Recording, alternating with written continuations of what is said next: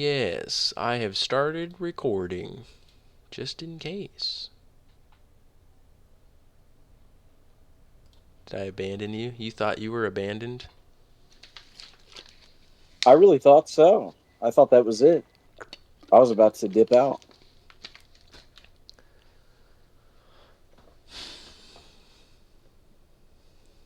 No, I wouldn't do that to you. The night's still young.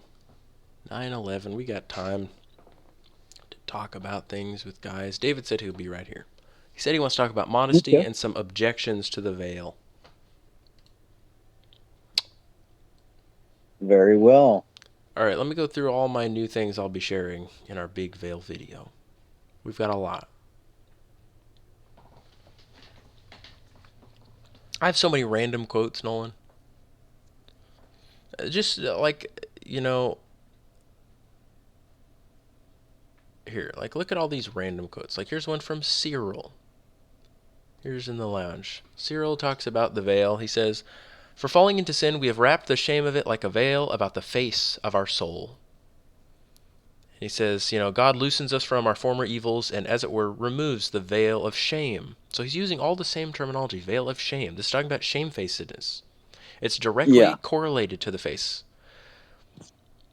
We already have all those new ones. We've got a lot from.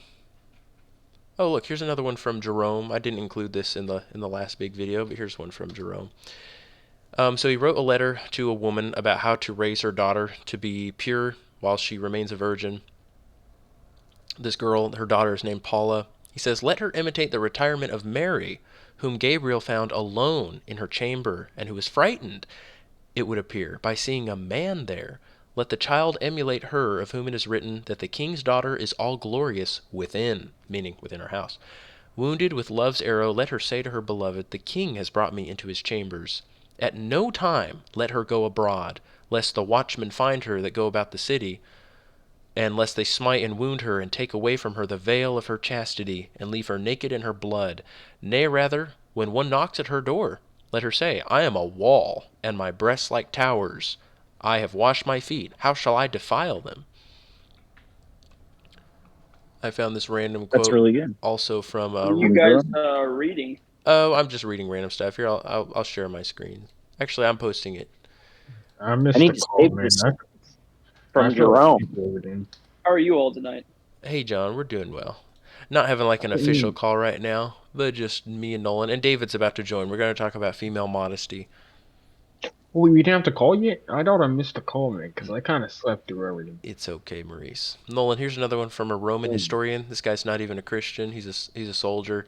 He's given just a story about a woman. I believe her husband was imprisoned, and she comes to this soldier. It says, "And when Sapor, by asking each whose wife she was, had found that Crogasius, trembling with fear of violence, had allowed her to come in safety to him, and when he saw her veiled as she was, with a black veil to her lips, he kindly encouraged her with a promise that she should recover her husband and that her honor should be preserved inviolate." So he says she's got a veil on her lips. This does not sound like a Anabaptist pancake.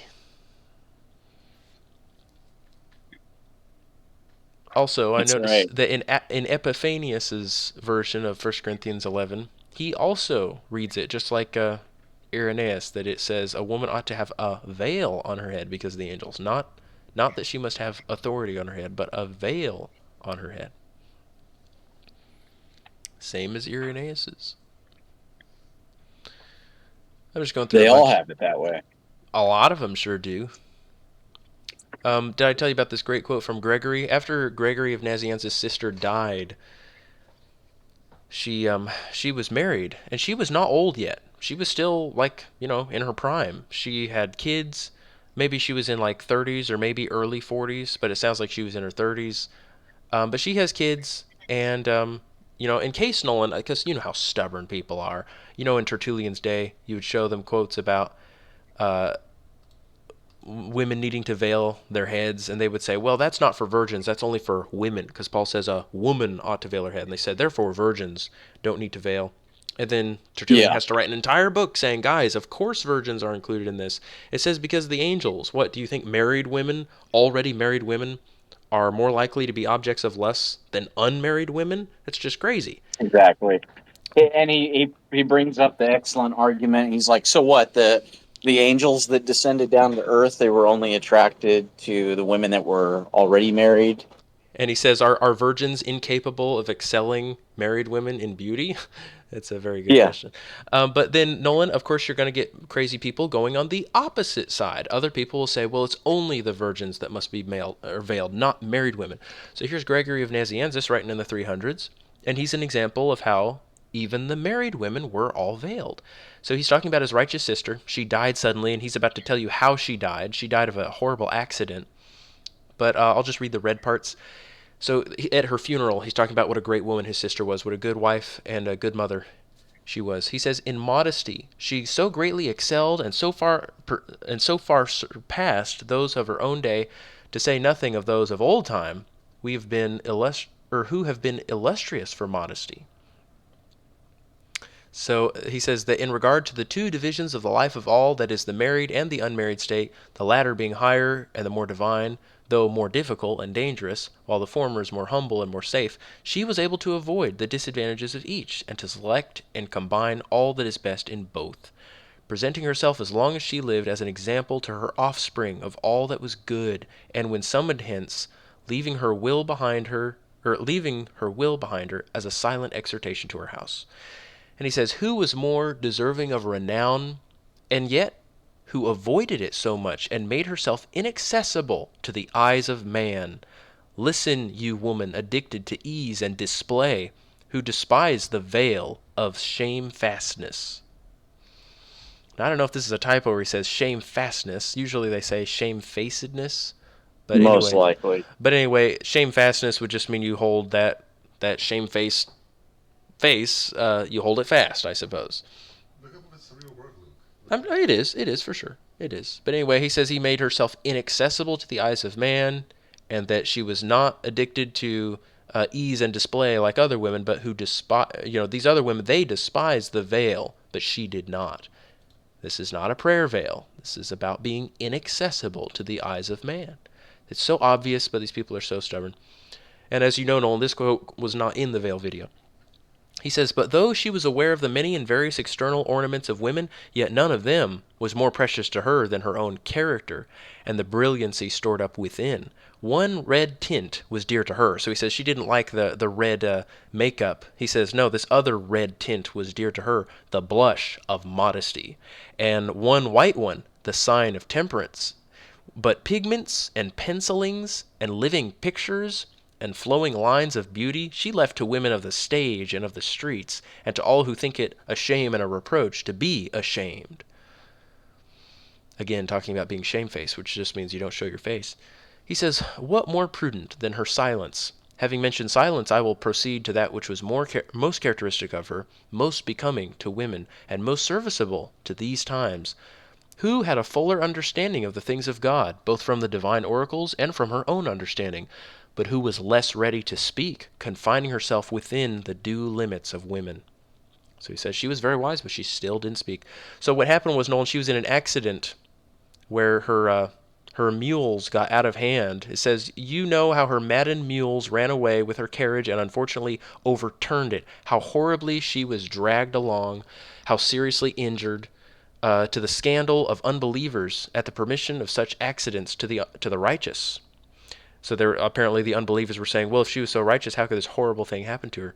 And he says, and how quickly their unbelief was corrected, for all crushed and bruised as she was, in bones and limbs, alike in those exposed and in those out of sight, she would have none of any physician, except him who had permitted it, both because she shrunk from the inspection and the hands of men, preserving even in suffering her modesty. So basically, she died, Nolan, because she wouldn't let a doctor, Alrighty. unveil her in any way. Why didn't you just get a female doctor? I don't think they existed back then. I don't think so There had either. to be at least We just answered your question, John. Oh, yeah, I mean, I know didn't they have nurses back then or something, though? Nah. Anyway, Nolan, she died of her wounds because she would not let a doctor ever unveil her. She said, I've never let a man look at me. Nobody's going to remove my clothing. dedication right there. That's something. Yes. But the following incident, hitherto unknown and concealed from moot men by the Christian principle I spoke of, and her pious shrinking from vanity and display, etc. So he just says this woman shrunk from vanity and display.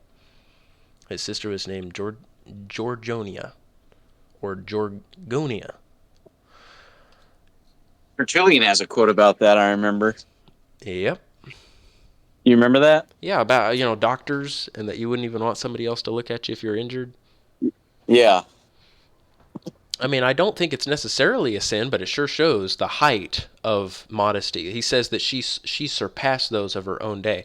And I can hear some wicked person saying, oh, that means she veiled her face. No. She surpassed her women of her day because she even went to her death in order to preserve her modesty. But face veiling was not her surpassing the women of her day. Right. Anyway, Noel, this is all scattered. I have so many different quotes here. Yep. What's up, Luke? Hello, is that the David? Yes, it is. Well, what were your questions, David? I was just going over the big veil video part 2 that we're making with Nolan. And have you seen that video yet? Making a new one? Yeah, the old one, though. Have you seen the old one? I saw like an hour of it and I couldn't stand to watch anymore. I see. Why was that? Well, it's kind of what this call is about. I fear that I'm at the end of my rope of this relationship that I'm in because of the modesty situation. Mm-hmm. We were just talking and, you first told me about it and I tried to mention it to her and I told you I would and I never got back to you about that. Mm-hmm. So because of the person she was with before me, apparently he tried to also have her dress a certain way and dress modestly, at least even just like to today's standard, like wearing long dresses and having long hair and only wearing long skirts, Is this a guy that fornicated with her? Yeah. Well, I mean, his concept of modesty is just non-existent then. You cannot tell a woman you want her to dress modestly and strip her and fornicate with her. Those two things do not coincide. But she's comparing that to like what I'm saying. And so it's really just a refusal to change for me. May I just read what she said, Oh, please. I think you can spare me that, David. I get it, though. She's bad soil, and you should not waste your time. So I'm just trying to think of a way to like break it down, That's tough. It's like, dang. Yeah, man, but that's what I fear about marriage, Luke. I just fear that I'll never be able to find the right one, even if I wanted to get married. So I just figured, why even bother? Just all I need is the brothers, anyways. That's my mindset regarding it. Basically, she said she doesn't wish to come into a relationship, or she doesn't want someone trying to change her. And then I met her how I met her at the church that we were at, and I also met her how she is right now. And she doesn't want to play mind games, and that one day in the future you have hopes of me acting or dressing a certain way, apart from how I am today. She said that from experience, going to two different churches doesn't work. Staying with someone and secretly hoping that they will change doesn't work. And just to be clear with yourself now, before we're both disappointed. So it's like she doesn't want to change for me regarding the modesty. I mean, even just wearing the long skirts and having your hair long and down, and even just that, she's pushing back on. How would I explain it? It's like, oh, you don't want to dress modestly, so it's not going to work out. Well, David, there's a type of woman which all three of us have found, me, Nolan, and Christian. We found them because we had the correct standard. We would not tolerate a woman that fought with us. And there are so many men in this world today who think it's normal to have a wife who fights with them. They think, oh, well, I'm going to select a woman who fights with me all the time, and I'm just going to try to tolerate it and, even let her talk over me and teach me and all these things, especially in Pentecostal churches. Women are all about dominating men. And they tolerate it. And, David, you just shouldn't tolerate it for 1 second. If you ever meet a girl who thinks she can teach you or talk down to you, you just say, goodbye. You just continue until you find a woman who is worthy. But David, as you also know, you're not worthy of a righteous wife yet, so you shouldn't even be fraternizing with any women. You should just be focusing on yourself. Dang it. Yeah. Oh man, that's tough. I think you've got a good heart, though, David. I think you want the truth. You're ready to embrace the truth. You're ready to cease from your sin.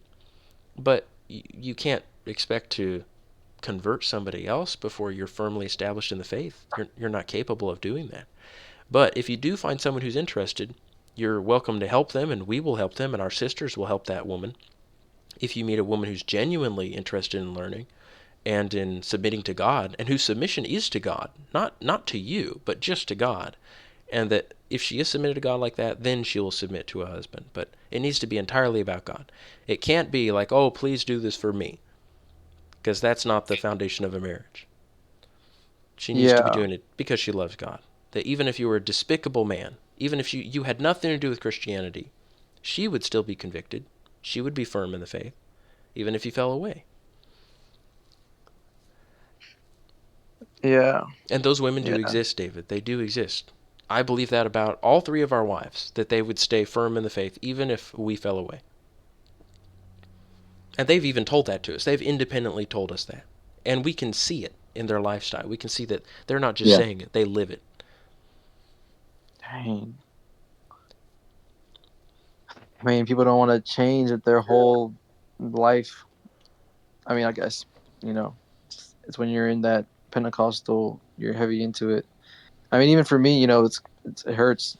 It's like, leave. And I feel like a lot of the one thing that's keeping me from still going there is her, if I'm being completely honest. It's a garbage pit, David. I mean, what else? How else can we describe that place except a brothel, a garbage heap, a den of thieves? You should Even not. like the giving tithes. I made a video on tithing. Do we tithe to the church? Or are we supposed to tithe? Is there a certain criteria? You should absolutely tithe to the church and not to any heretical sect. So then, where do we tithe to then? You should hang on to your money until you find a worthy cause, until you find somebody who's in need.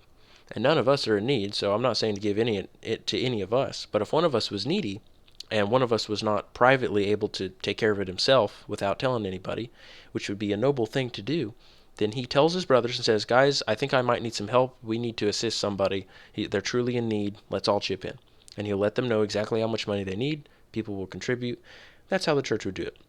But no, okay, I got it. You'll only get a punishment, David. I'm sorry. I know your heart is there. I know that you are giving in your heart. I can tell that's a strength you have. You're ready to give, but no, you're unfortunately only going to get a punishment for yourself if you are funding evil enterprises that are destroying people's souls. So don't give one more dollar to those people. Okay. Dang, man. Seems like there's no. I don't know. It's hard. I know. Yeah, it's difficult. I know. I wanted to go the Orthodox route, but they can't even. They're charging for baptisms. It's terrible. Oh, David, there's so much more than that. But yes, that alone should make it obvious that they have nothing to do with Christ's church. They're demonic. Then how do you get the Eucharist? How do you do all these things that we're commanded to do when there's no church? It seems. I feel like in my mind I'm thinking like there has to be a church.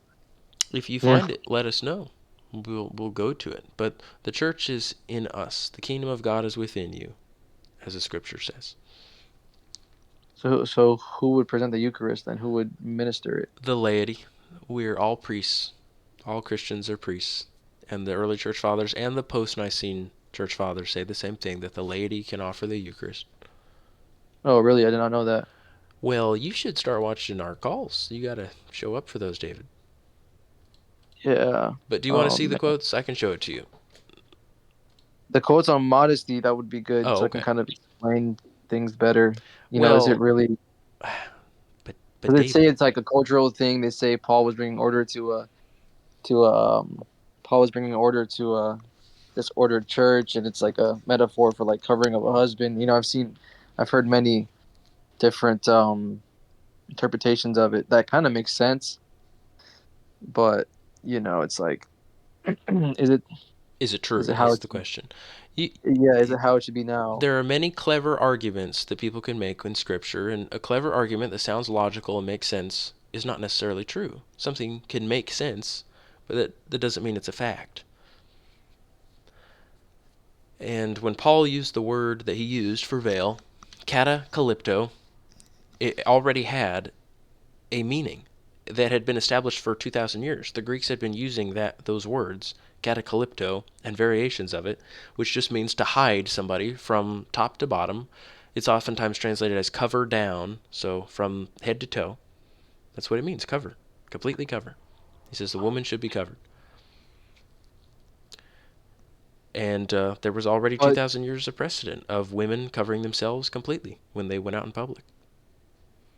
and so it's like wherever you go in public, you have to, even in like the Florida heat and beaches and gatherings, and Yeah, it can seem kind of irrational, and I guess you could say. I mean, well, I'm being totally honest. well, David, did you know women never used to go out on the beach and take off their clothes for people to look at them? That's a 20th century phenomenon. Never existed in all of human history. Women did not go out on the beach and take off all their clothes with the men. Started in America. It's a 20th century phenomenon. And you're saying that just seems ridiculous. But yes, so all these new things people are doing are ridiculous. All women used to wear dresses and skirts until like the 1950s and 40s because of World War II. But like you could even look at pictures in the 1950s and 60s. Just look up pictures of people walking down the street back then, and all the women are wearing skirts. Everything has changed in the last 100 years. Mhm. And so, do you think this is like a? Of course, it's gonna sound like a immature Christian, but like, is it a salvation issue? Like the modesty, because that's kind of where I'm at now. Like, if dressing a certain way or wearing pants can bar someone from entering things David, in what if I heaven. just start dropping F-bombs all of a sudden out of the blue? And then you said, Luke, why in the world are you doing that? Or let's say I just start doing a bunch of obscene language or like, just saying some sacrilegious or blasphemous things. And then you said, whoa, Luke, why are you doing that? And then my response to you was, well, David, is it a salvation issue if I just drop a few F-bombs? Okay. I mean, of course it's a salvation issue, David. All sin is a salvation issue. So you have to ask the right question. The So, question of is it a is salvation it a issue, sin? let me tell you what that question really is. When you say, is it a salvation issue, you're asking this exact question. How many sins am I allowed to commit and still be saved? How many sins am I allowed to practice and God will tolerate it? That's premeditated sinning. So is it a sin though to like? There we go. Of That's the course right not. question. That's the right question. Is this a Yeah, sin? exactly. That's the only Of course. question that matters. Because we, David, you and I and everybody in this server and other Christians around the world who are still faithful to God, Lord willing, we are going to obey all of God's commands. We're going to be consistent. He's our master. Whatever he says goes. And like it says in the scriptures, we know that his commands are not burdensome. So when God gives us a command, we don't say, oh man, another one? God, now is this a salvation issue? Because I'm not sure I want to do this one. We don't respond that way to the Lord. He's the king. We obey. We don't tempt him. We don't test him to see how much we can get Yeah. away with. He's going to crush us. He's going to annihilate us if we act that way. Yeah, Luke. Well, then is it a sin? I mean, as long as you're not presenting yourself sensually or sexually or showing skin, like is that is it a sin? Like I'm trying to get to the bottom of it too. Yes, it I'm not certainly is. It trying to certainly be is. rebellious. You must watch the whole video, but I will read it with you again just to show you that it's clear in scriptures if you want. That'd be great, actually. That'd be great. All right, we're going to read it in the Good. scriptures, and then you're going to watch that entire video, right? Okay, yes, I will. Okay. He says, "Be imitators of me, just as I am of Christ. Now I praise you because you remember me in everything and hold firmly to the traditions, just as I deliver them to you." Notice how he is stressing the traditions. Paul doesn't even say which traditions. The reason why we don't know which traditions he's talking about is because he didn't write about them. He gave them in person. But now he's writing to them and he's saying, when I'm hearing about you guys, I hear that you're holding firmly to the traditions. One of those traditions is that women veil the face. That's why he goes on to talk about women veiling. He says, "But I want you to understand that Christ is the head of every man, and the man is the head of a woman, and God is the head of Christ. Every man who has," now you see this, maybe like whenever you see, like with the New American Standard Bible, whenever you see italics, that means it's not in the Greek.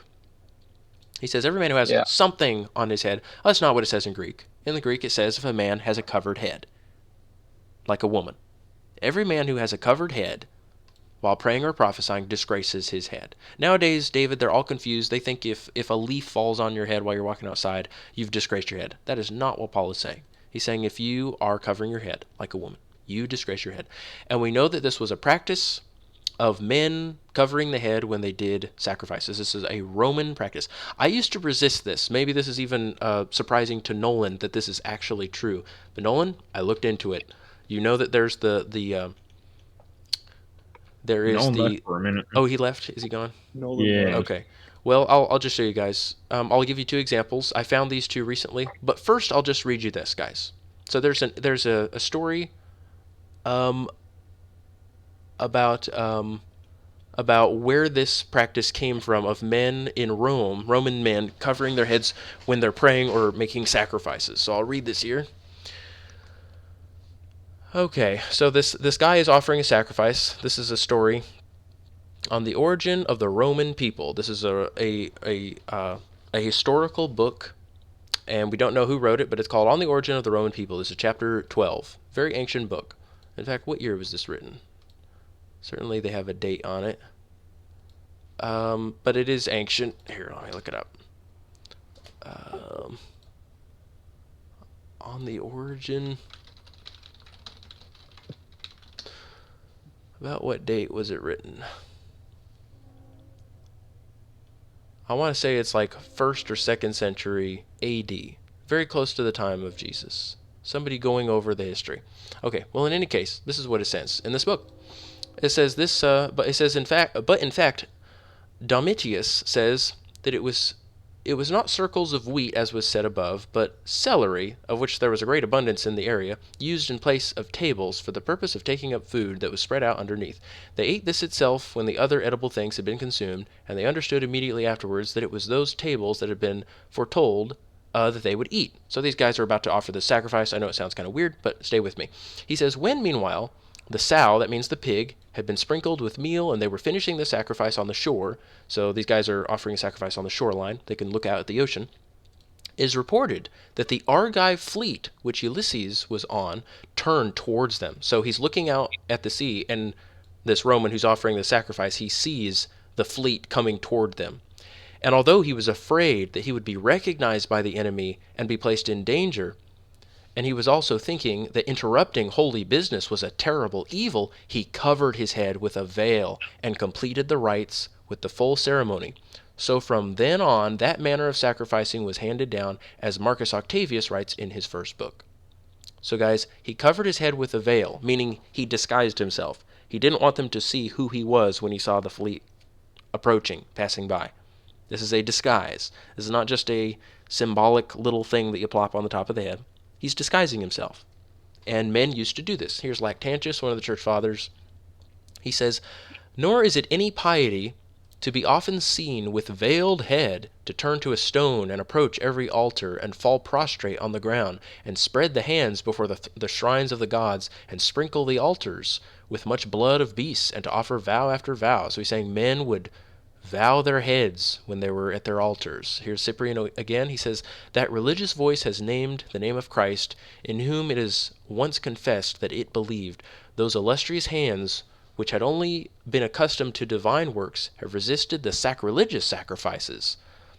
So he's saying the Christian then has resisted these evil sacrifices of the Romans. He says, those lips sanctified by heavenly food after the body and blood of the Lord have rejected the profane contacts and the leavings of the idols. Your head has remained free from the impious and wicked veil with which the captive heads of those who sacrificed were there veiled. Your brow, pure with the sign of God, could not bear the crown of the devil, but reserved itself for the Lord's crown. So he's saying your brow, your forehead, has the sign of God. He's talking about how people would sign themselves with the cross starting on their forehead. So anyway, he says, you Christian now, your heads are now free from the impious and wicked veil with which the captive heads of those who sacrificed were veiled. So here are two quotes that I found just recently, two church fathers confirming that the Romans were veiling their heads when they're offering sacrifices, and this is an objective secular source, pagan source, confirming that where this practice came from. So Okay. we can return to this then. So men are not allowed to cover their heads, disguise their heads, and likewise women are required to cover their heads. He says, for if a woman does not cover her head, let her also have her hair cut off. But if it is disgraceful for a woman to have her hair cut off or her head shaved, let her cover her head. Do you know why he says this, David? The woman does not cover her head. Let her also have her hair cut off. Yes. Okay. Could you explain that one for me? Well, I will just come back to it, but I will give you the brief rundown. I'll come back to it in just a second. He says, for a man ought not to have his head covered, since he is the image and glory of God. You see how he is now using the same word. It's the word katakalipto. It just means covered completely. That's why this is a bad translation to say if a man has something on his head. That's not what he's talking about. He says a man ought not to have his head covered, since he is the image and glory of God. That means you shouldn't cover up your head. But the woman is the glory of the man. For man does not originate from woman, but woman from man. For indeed man was not created for the woman's sake, but woman for the man's sake. Therefore the woman ought to have, okay, here again we have the italics, a symbol of authority. No, it doesn't say that in the Greek. It says the woman ought to have authority on her head because of the angels. It's okay, I'm going to come back to this. He says, however, in the Lord, neither is woman independent of man, nor is man independent of woman. For as the woman originates from the man, so also the man has his birth through the woman, and all things originate from God. So he says, although, a woman may feel extremely inferior because of all the things I've just said, he says, still, I will remind you also that there is some equality, just because now, after that original origination of Eve coming out of Adam, now all men come out of woman. But nevertheless, he says, I want you to know, Christ is the head of every man, and man is the head of a woman. And why is that? Well, the reasons why are because he says, for man does not originate from woman, but woman from man. That's reason number one, David. That's why he's her head. She covers her head. He exposes his head. Reason number two is man was not created for the woman's sake, but woman was created for the man's sake. That's a second reason why she's subject to him. And a third reason, therefore the woman ought to have a symbol of authority on her head because of the angels. That's a third reason.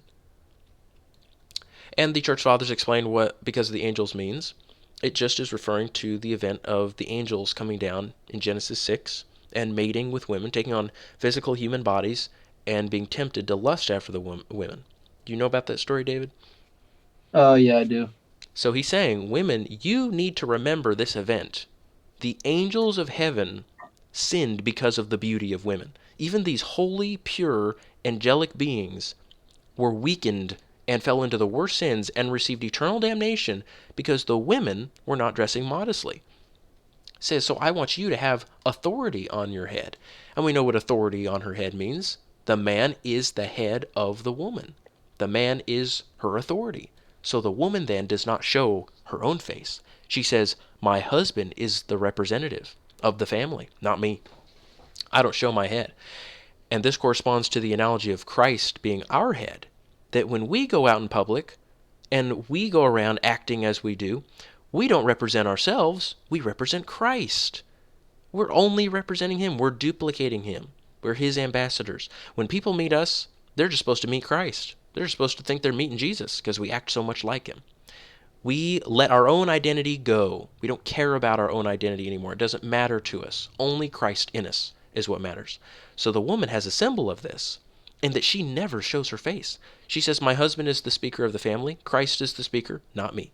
And she represents the church. Okay. And he says, judge for yourselves. Is it proper for a woman to pray to God uncovered? By the way, it says with her head uncovered. That's not what it says in the Greek. It just says uncovered. Revealed. That's the word, revealed. Is it proper for a woman to pray to God while she's revealed? Does not even nature itself teach you that if a man has long hair, it's a dishonor to him? But if a woman has long hair, it's a glory to her. For her hair is given to her for a covering. So David, why is it glorious for a woman to have long hair? Like it's her covering. Like it's her kind of modesty. It covers her, exactly. What does it cover on her? What does it cover her? Yeah, what does it cover? What does her long hair cover? Like her skin. Covers her whole head. Her head. That's Her right. entire head.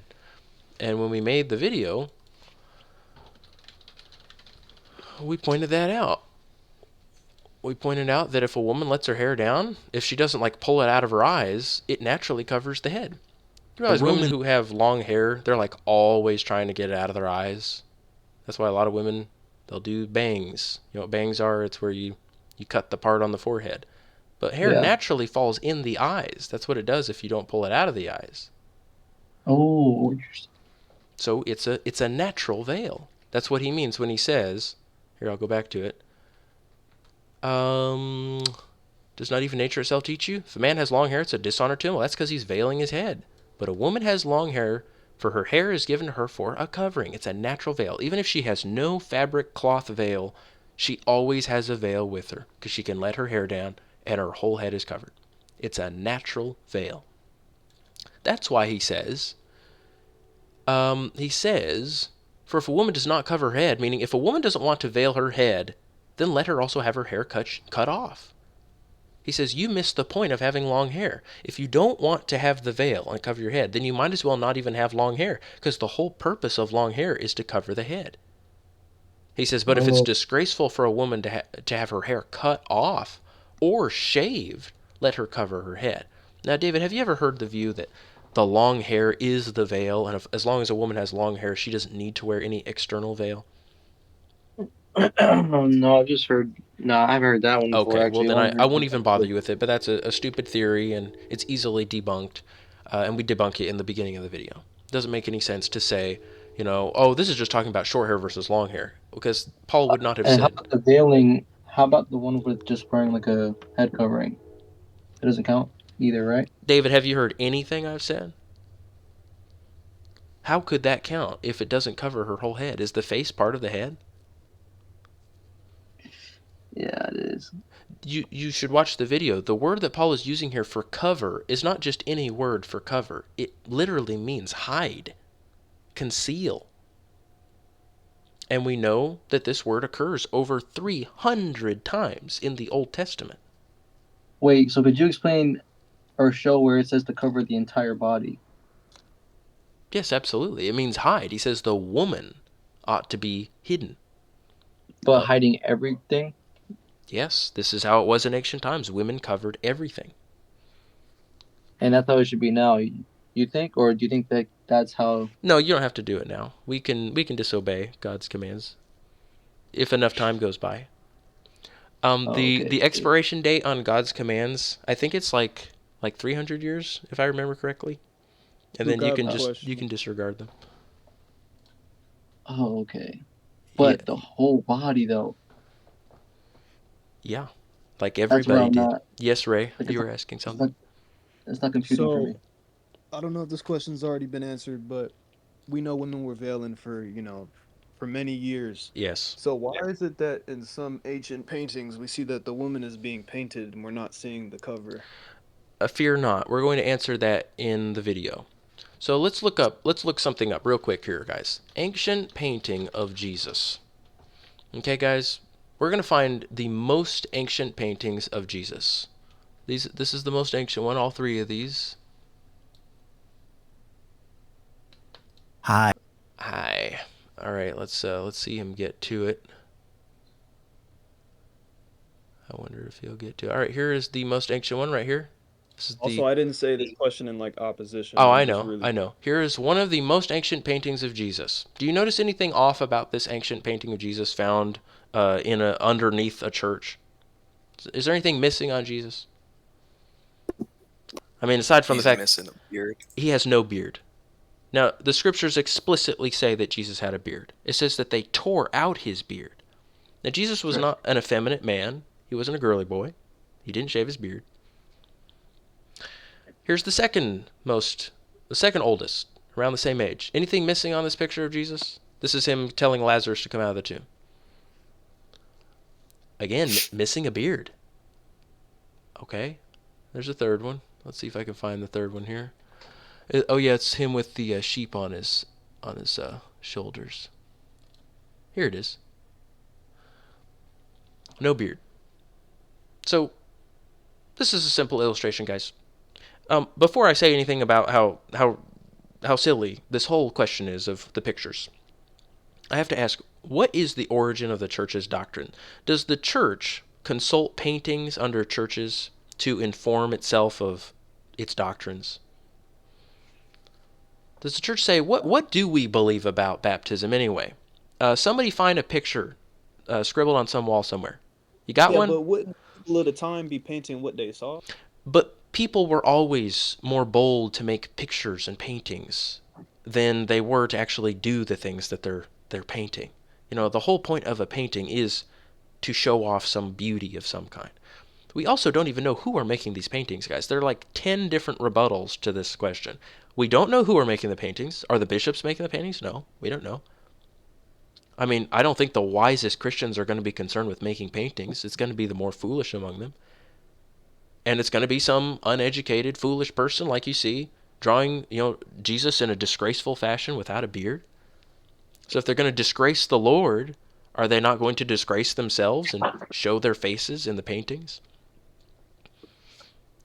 But if you remember in the paintings of the head coverings, ancient paintings of Christian head covering, I know everybody's seen these before.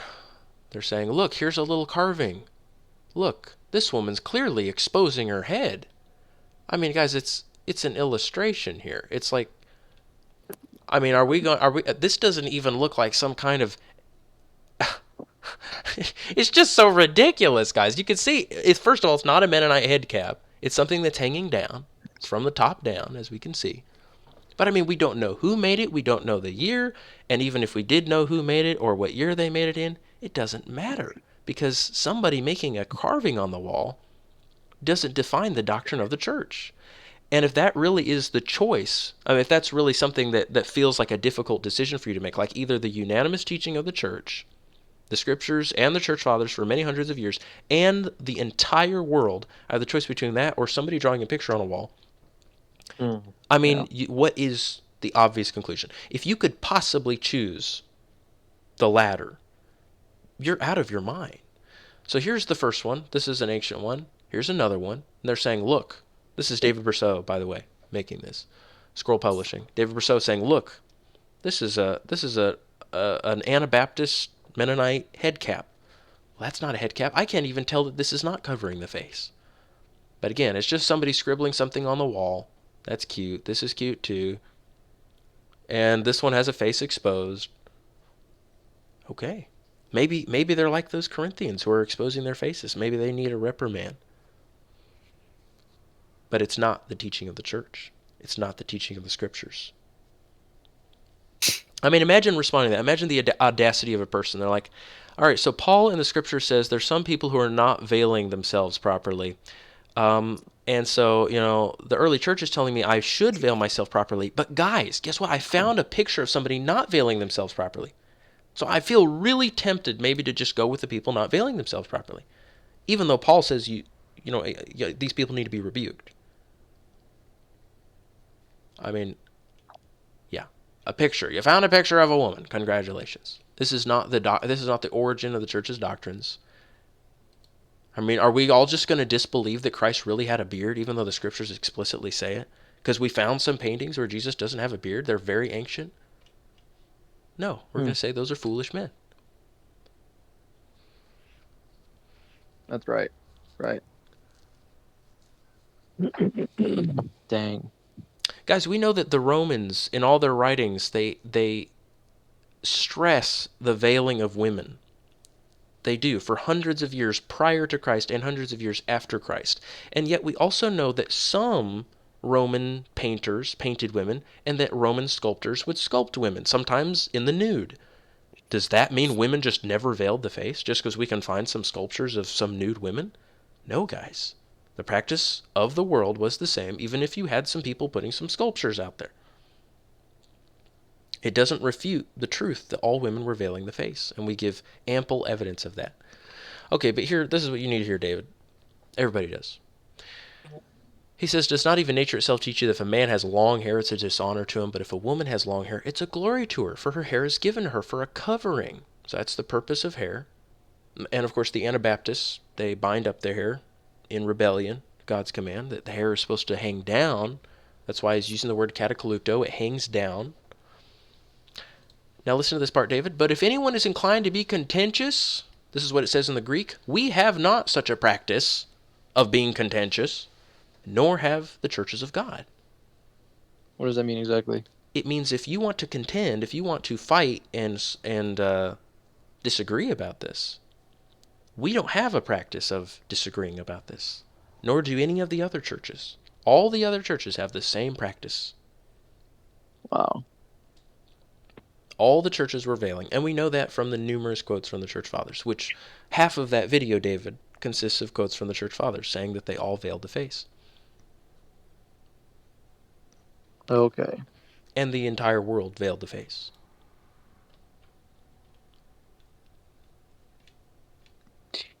Wow.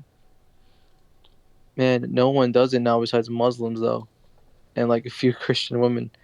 Like, have you seen others besides people in the group who do that? Christian women. The entire world was veiling even 100 years ago. The world recently stopped veiling, David.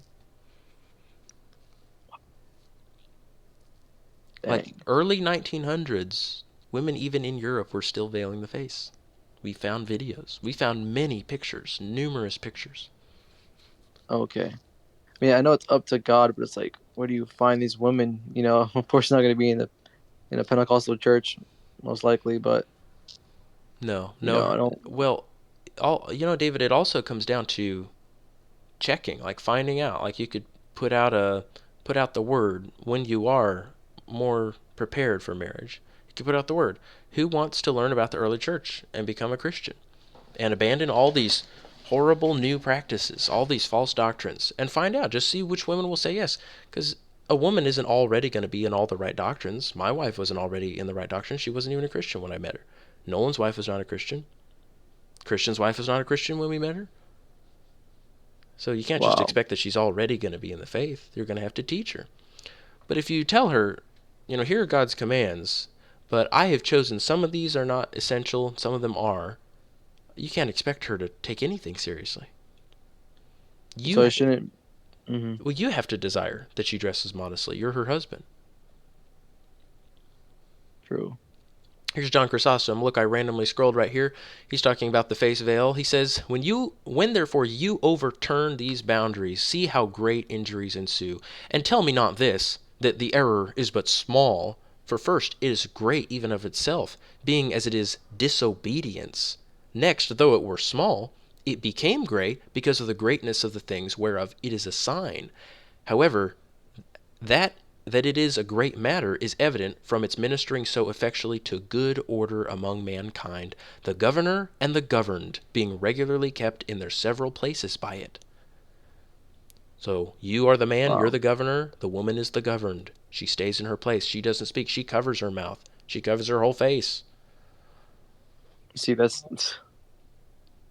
Oh my gosh, man. Now, she doesn't have to do it indoors, but she still has to be quiet indoors. So that he who transgresses disturbs all things and betrays the gifts of God, and casts to the ground the honor bestowed on him from above. Not, however, the man only, but also the woman. For to her also it is the greatest of honors to preserve her own rank, as indeed of disgraces the behavior of a rebel. Wow. He says, and not only with this only was he content, but added again, saying, the woman ought to have authority on her head because of the angels. He signifies that not at the time of prayer only, but also continually she ought to be covered. For it is said, not merely covered, but covered over, meaning that she be carefully wrapped up on every side. So I should probably be studying the church fathers instead of going to church on Sundays then, at this point. Say what again? That you should just read the church fathers instead of going? Instead of going to church, yeah.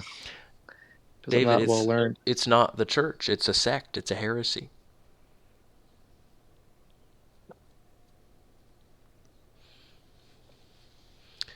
You need to start speaking the truth to yourself, David, and stop calling it God's church. They resist God's commands. Listen also to what John Chrysostom says. This is one out of many quotes I could pull up here. But listen, he says, Paul's constant practice of stating commonly... Oh, by the way, he's talking about the part where he says, does not even nature itself teach you that, women should be veiling. He says, his constant practice of stating commonly received reasons he adopts also in this place, betaking himself to the common custom. David, this was the common custom for women to veil their face. He says, and greatly abashing those who waited to be taught these things from him, which even from men's ordinary practice they might have learned. For such things are not unknown even to barbarians. They were all veiling, David. He's saying you shouldn't wait on Paul to tell you this. He says, does not even nature itself teach you this? You should already know this.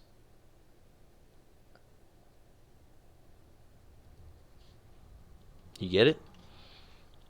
But if you watch the video, you'll see a lot of quotes. Ray, did you have any more questions? No, that was all.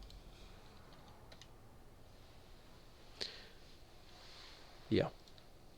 That's our answer, guys. If anybody ever brings up the catacombs, if anybody ever says, hey guys, I found somebody scribbled or scratched a prayer to Mary on one of these walls, I think we should all start praying to Mary.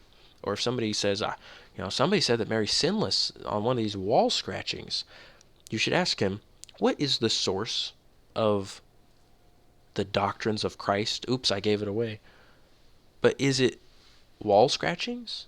Do we just, is the church ignorant of Christ's teachings and the apostles' traditions until we go down in these catacombs and start looking for wall scratchings? Is that the source of the church's doctrine? I don't think I need to answer that one. If you find wall scratchings or pictures which depict something contrary to the truth and to the church's tradition, then you don't care less. Even if you find something that is depicting what you think is true, it doesn't matter. That's not the source of truth. We don't receive teaching from wall scratchings or paintings in catacombs.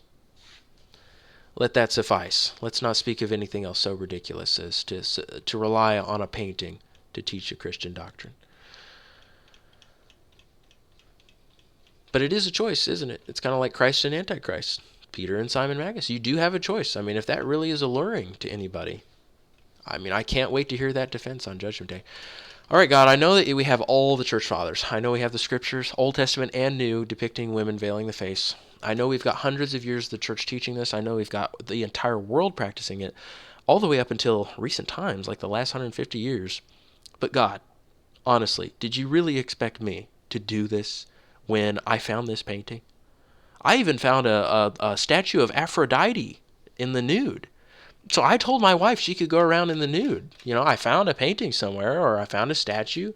I found a statue, a picture of somebody getting naked. You guys know they have paintings sometimes of people getting naked, to be baptized. And I don't know, maybe I just want to go around naked all the time or something. Go ahead and invent your doctrine. It's all the false doctrines are available to you to invent if that's what you're into. No, as for me and my house, we'll serve the Lord. We're going to stick with what the church and the entire world practice universally. I'm not going to be outdone by pagans. I'm not going to let the pagans dress more modestly than my own wife. We're Christians. We're supposed to outdo them. I'm not going to be outdone by a Muslim. Muslims didn't invent face veiling. They copied it. They're one of the last groups to preserve it. Let us return to the traditions. Let us continue to preserve these things. Let's escape this wicked generation.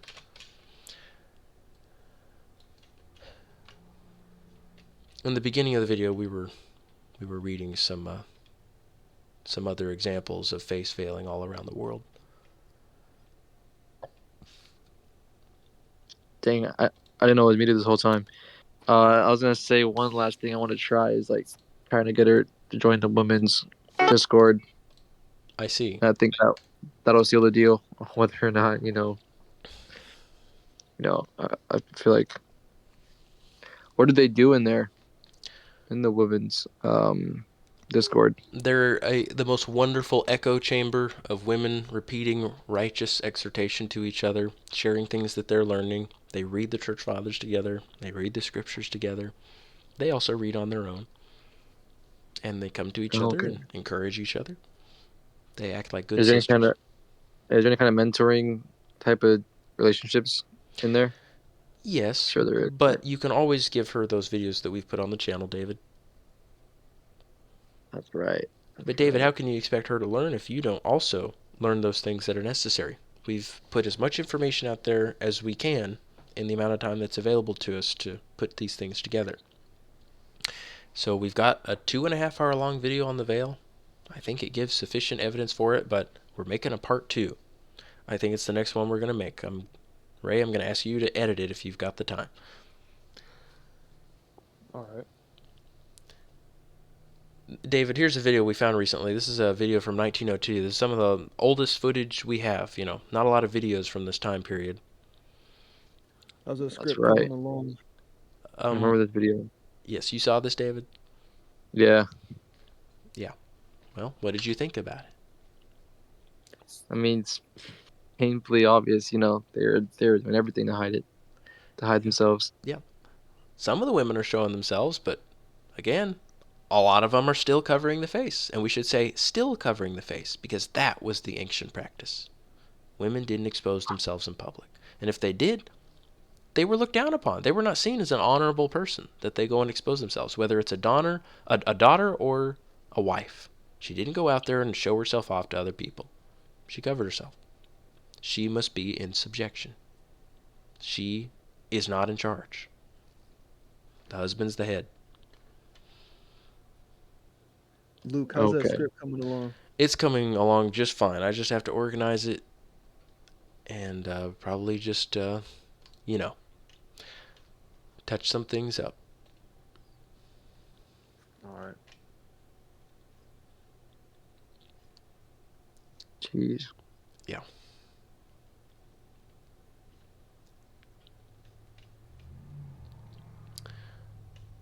Yes. Yeah, so those Sunday mornings will be more a little bit of studying. Then it's hard to even go. I'm not feeling the worship anymore like I did before.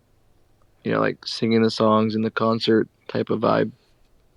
It's a place people go to die, is those churches. And the sermons too, it's like they're talking about being slain in the spirit, and I'm just like, what? What does that mean?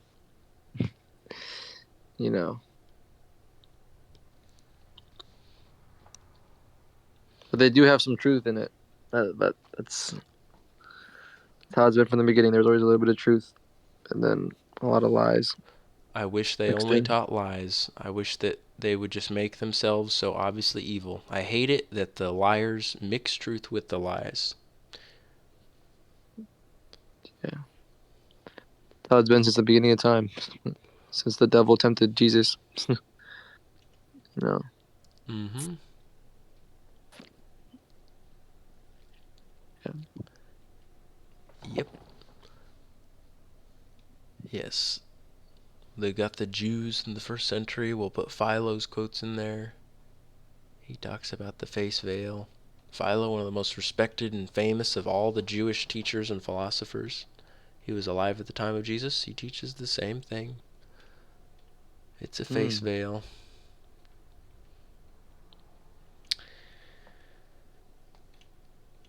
Yeah. Well, I also got some quotes from the Talmud. Not that anybody should really care, but I don't know what kind of stubborn people I'm going to encounter in my life. So If you want to read the Talmud, if nothing else will convict you, maybe the Talmud. You got quotes from the Yeah. Talmud?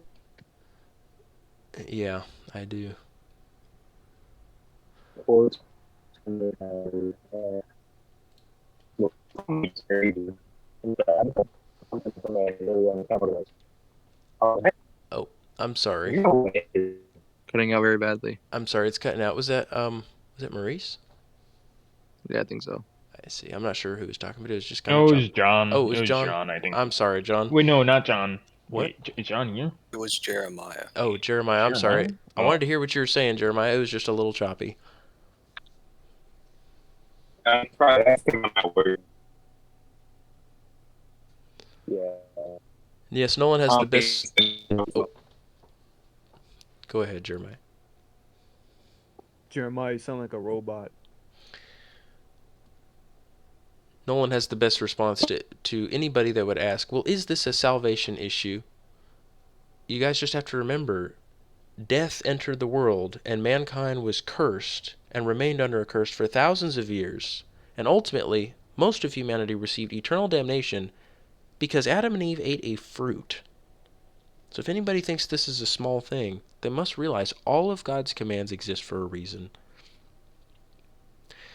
And even though the sin is a sin in itself, just to go and show yourself to other people when you're either under your father or under your husband, even though it's a sin in itself, I will also point out that I'll give the slippery slope point as well, that all these things only get worse over time.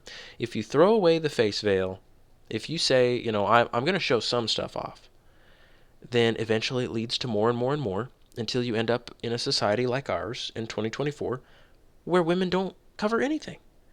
They wear yoga pants, this clothing that hugs their body so tightly you can see everything. You know the entire make and model of their body, and nothing is left to the imagination. So we will appeal to the slippery slope. They call that the slippery slope fallacy. Couldn't care less about what people think is a fallacy. Look at what has happened in about 150 years. After the veil started to lose its place, now all the women are dressed like prostitutes. And they say, I don't feel like a prostitute. I didn't choose to be a prostitute. Yes, but you were taught to be one. Children who are into sex trafficking, whose parents or guardians sell them to be trafficked, they don't know that they're prostitutes either. They're taught this way. They're taken advantage of. They're abused.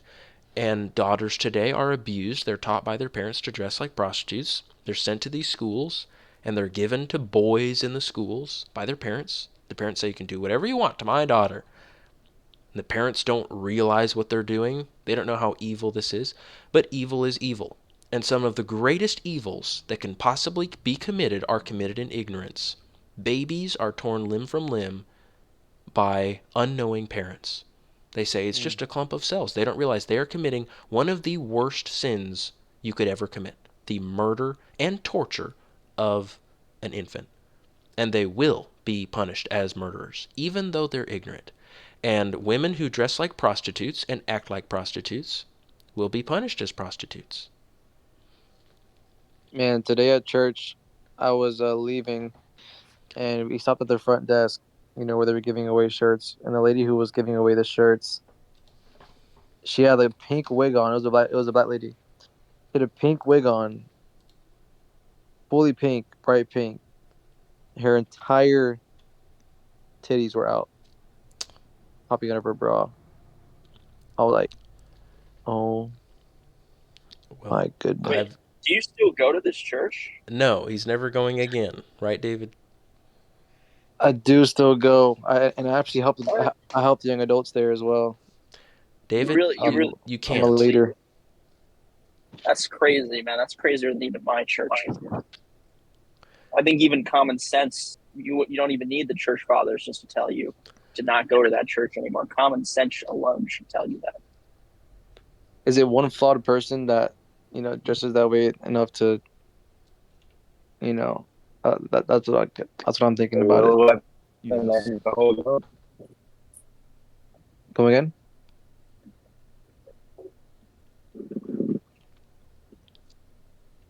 David, don't go to that church. Or Billy, Nothing or good will any come of it. other That's church. all I can tell you. Nothing good will come of it. And if you're Sounds like worried a about synagogue of being Satan. alone, I mean, in the Bible, there's many stories of people who do go alone because they have no choice. But you already have fellowship with us, so you don't even have to be alone. Yeah, me But and Elias are gonna even be if there. you, even if Join even us. if you did have to be alone, it would be better to be alone than to be at that wicked church. But you don't have to be alone even at all. So Yeah. I don't really think there's any. I think there's no question about what you should do. Yeah. Dang. Yeah, I've been fighting it for a minute now. A couple months now. Is this the only like? What's some other things that happened at your church? Oh, well, I don't Oh, think we need to hear anything else, John. well, I want to. I'm just curious, Luke. What sect are you, or what sect is it? Pentecostal charismatic type of church. I've never been to a. I don't know what Pentecostals deals are. I'm guessing it's a Protestant church. Yeah, it's Protestant. Very Protestant. Um, they believe in multiple baptisms, as many as you want. Um, they don't believe that baptism saves you. They believe in being slain in the spirit, speaking in tongues out loud with no interpreter, and also, just randomly. Um, Oh yeah, that out. was something I wanted you to go over, Luke, at some point. Can you go over the speaking in tongues thing? I mean, I really don't think that applies today, but I might be wrong. Speaking in tongues is when God gives you a message to speak, a word, just like God would give a word to a prophet. It would be a message in his mind that he can read off like a script. He can see the script in his mind, and he just says it word for word. He's not possessed. He doesn't lose control of his body. He simply reads it whenever he's ready to. And it is the same with speaking in tongues. God gives you a word to speak, but it's in a different language. It's some kind of preaching that you're supposed to give to someone who does not speak your language. It will be some visitor who's visiting the church, or while you're evangelizing, God will give you the gift, like God did to the apostles on the day of Pentecost, that many people were visiting Jerusalem because they were observant Jews who were there to offer the sacrifice once a year. And the apostles were able to speak to these people who were visiting from all around the world, and they preached the gospel to them. That's the purpose of speaking in tongues. A prayer language does not exist. It never did, and it still does not. No, I meant does no one have that ability anymore? That's what I'm asking. I, Like, have I, we I don't lost that I ability? don't have the ability, John, and if I ever met somebody that did have the ability, I'd be a fool to deny it if they had the ability. But there's just not one documented example anywhere online in a very long time in history of anybody actually having that gift. Only fakers, only people who believe in the stupid prayer language in the last 120 something years. Mm. Yeah, Do I you was believe? wondering if God got rid of the ability for humans to be able to do that. That's what I'm asking. I have two quotes from the 300s where John Chrysostom and Augustine both say that the gift has passed away and that you don't really find it very much anywhere at all. What do you think about people like falling over from being prayed on or having hands laid on them? David, I won't even answer. You know the answer. All of this is foolishness. It's nowhere in Scripture. It is in a heretical sect though called the Montanists, which existed in Oh the yeah. 200s or mid to late 100s. Which are basically Pentecostals, yeah? They sure are. Every single heresy, guys, that has ever existed, or I will say every heresy that exists right now, has already been refuted and condemned as a heresy within the first 300 years of Christianity. Okay. The Wow. same That's demons that existed back then and confused and deluded people into believing these false notions have simply resurrected those false doctrines and perpetrated them again on the populace. And because people are ignorant of history, they're buying it. And these things that used to be little sects have grown into massive denominations. Hmm. Would you say that there's a better church to attend than a Pentecostal church? All Like, believers make up a church, David. A building has nothing to do okay, with the church. Absolutely nothing to do. what? Okay. I guess now it doesn't, right? But back then it was kind of more. There were certain churches of Rome and churches of Alexandria No. and Never. any Well, the option. church fathers would meet at their homes. Yes, at houses. And remember that Christianity was illegal for most of the time. So they could not even meet in public most of the time. They would have to do it Okay. secretly, either secretly in somebody's house, or there are many stories of them meeting in catacombs. So they were surrounded by dead bodies and bones. It was stinky Wow. down there. It was dark. Or they would meet in sewers. I know in Rome, the sewers in Rome are still in use to this day. They were constructed really well. They're very spacious. And they would meet in sewers. They'd be surrounded by the sludge pouring out of the pipes. It would stink horribly, and they'd have their liturgies. They'd have their prayers. They'd sing their hymns. They'd have the Lord's Supper with the body and blood, and they'd be happy. They'd rejoice down there. They didn't need to smell nice. They didn't have any incense.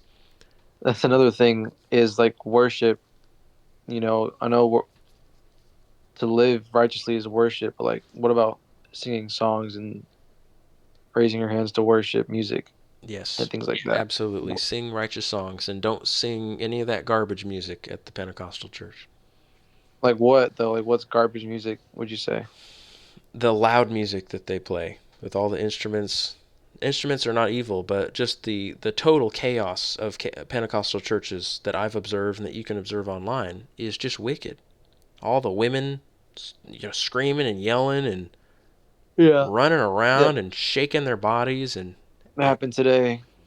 You know, there's apparently there's like Christian dancing I don't thing want at to my hear it, church. David. I don't even want my ears to be stained by such things. I hate it. God hates it. He's going to punish it very severely. Bro, why are Pentecostal churches so bad? Man, they're like the worst. I don't know, like every church. I feel like They're it's the because worst. they don't have like an authority over them like that. Like they do, but it's other Pentecostal people. You know. It's So, wicked. Flee from it, David. Save your own soul. God loves you. God has given you all the knowledge you need to be saved. yeah. That is the devil's camp. It's not God's camp. Wow.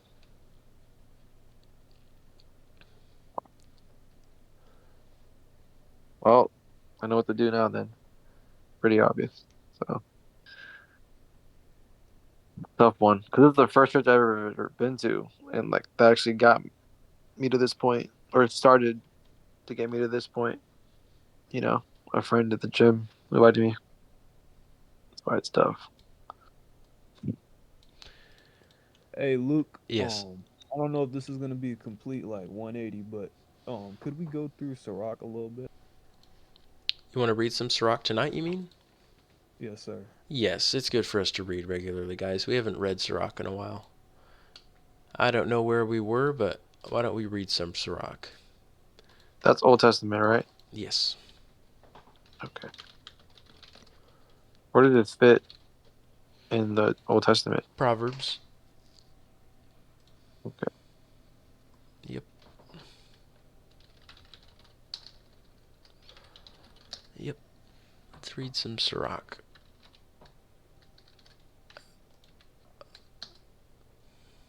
How do I say?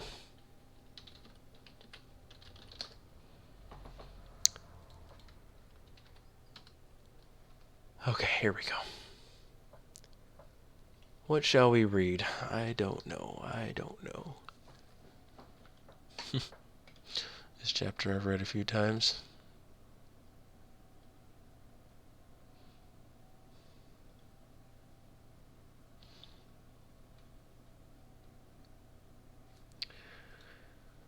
I don't know where we were when we left off, but I'm sure we've forgotten much of it.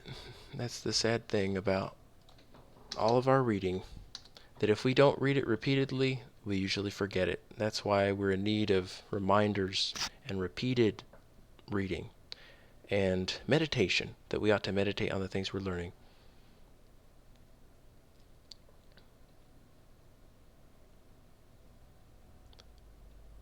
Yes.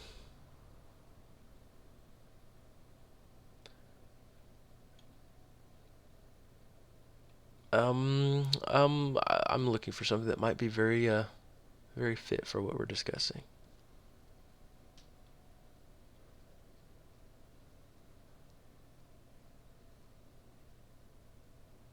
Was that on etiquette up there? Um, Sure. Let's read this one. Here's Sirach chapter 32. Let us read. Let us read. It is almost 11. We've got some time.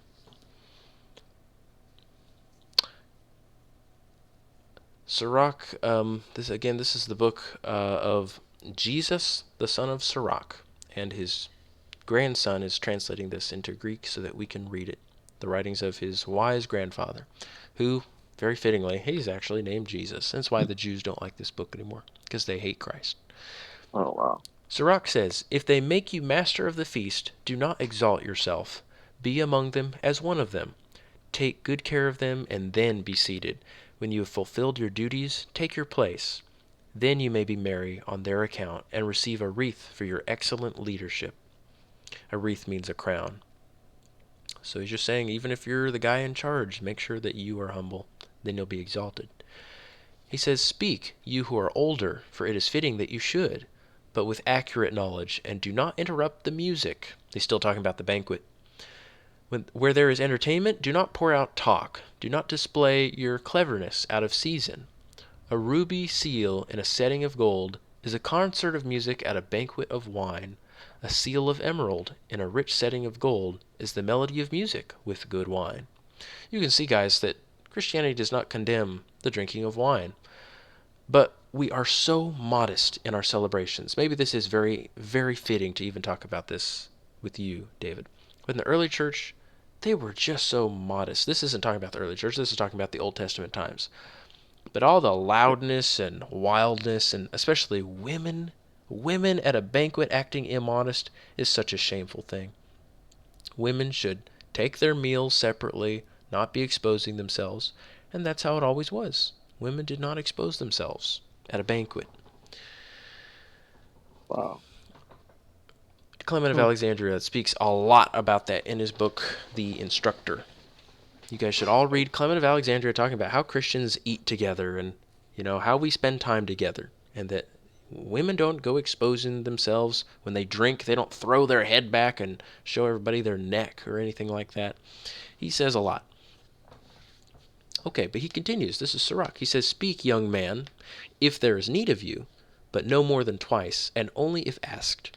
Speak concisely, say much in few words.